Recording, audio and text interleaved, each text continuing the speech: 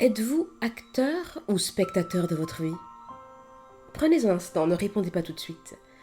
Réfléchissez à votre journée d'hier, à votre semaine en cours.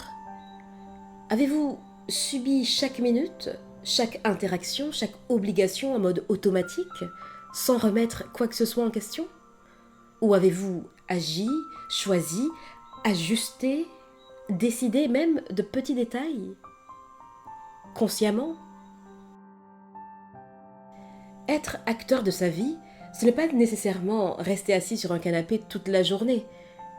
On peut être spectateur de sa vie tout en étant actif, occupé, sollicité. C'est vivre en mode réaction et pas en mode action. Par exemple, c'est laisser les événements décider pour nous plutôt que de les orienter à notre manière, avec notre rythme, nos valeurs, nos limites. Prenons des exemples concrets. Vous vous réveillez avec une boule au ventre à l'idée d'aller au travail. Vous ressentez la frustration, de l'ennui, peut-être même de la colère. Mais vous vous dites simplement « Oh, c'est comme ça.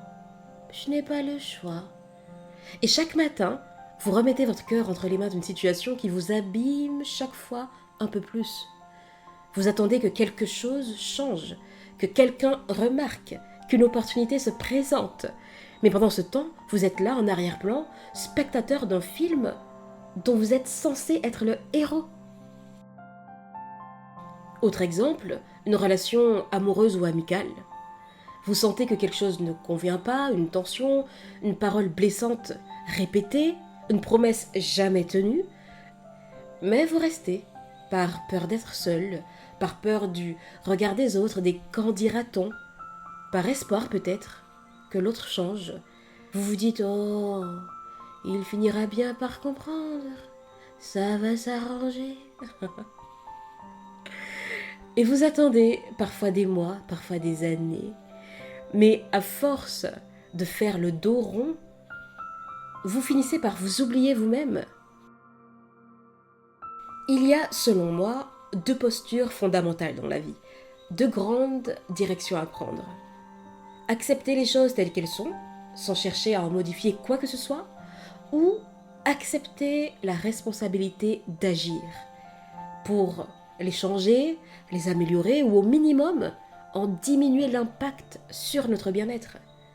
Parce que être acteur de sa vie, ce n'est pas tout bouleverser du jour au lendemain, ce n'est pas tout envoyer valser, ce n'est pas non plus crier, s'agiter, se rebeller contre tout, tous et tout le monde.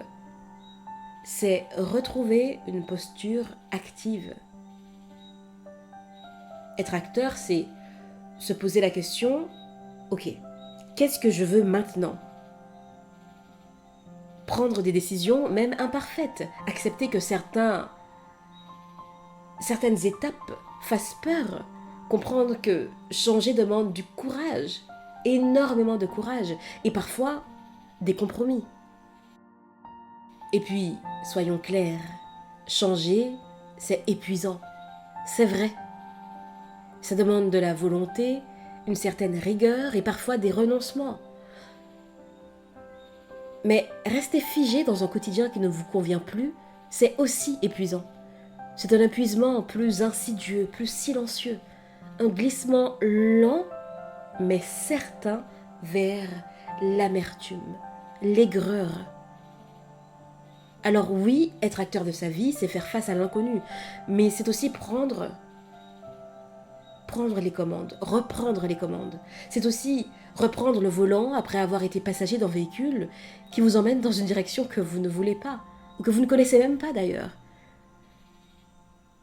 Même si vous ne connaissez pas encore l'itinéraire exact, vous savez que vous avez votre mot à dire. Vous n'êtes pas condamné à rester là, à subir la vie, à subir votre vie. Maintenant, être acteur de sa vie, ce n'est pas devenir un super-héros. Il ne s'agit pas de tout contrôler ni d'avoir toutes les réponses. Certaines choses resteront hors de portée. Les événements extérieurs, les décisions des autres, la météo, la santé parfois. Mais même dans l'adversité, il y a une marge d'action. Parfois minuscule, mais précieuse. Prenons un exemple fréquent, la peur du regard des autres. C'est un sujet qui revient sans cesse dans mes accompagnements, que ce soit lors des ateliers, des masterclass ou du coaching individuel. Pouvez-vous empêcher les autres de vous juger? Non. Pouvez-vous changer leur opinion à votre égard? Pas toujours. Mais vous pouvez changer l'importance que vous donnez à cette opinion. Et là, vous retrouvez un pouvoir immense.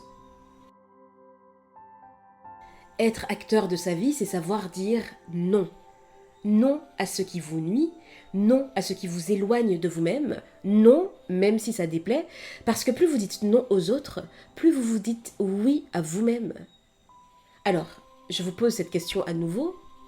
Êtes-vous acteur ou spectateur de votre vie? Et si vous réalisez que vous avez été spectateur ces derniers temps, ce n'est pas une fatalité. Il suffit parfois d'un petit geste, d'un premier choix pour remettre du mouvement. Envoyer un message, demander de l'aide, faire un tri, exprimer un ressenti, une émotion, quelle qu'elle soit, fermer une porte, en entrouvrir une autre. Ce sont ces petites actions qui, bout à bout, vous replacent au centre de votre existence. Et si vous doutez encore, souvenez-vous que le rôle principal vous revient. Personne ne peut jouer votre vie à votre place. Personne ne saura mieux que vous ce qui est juste, ce qui est bon, ce qui est aligné pour vous. Alors, cher ami, finalement, acteur ou spectateur de votre vie? Je vous dis à bientôt et d'ici là, imposez-vous.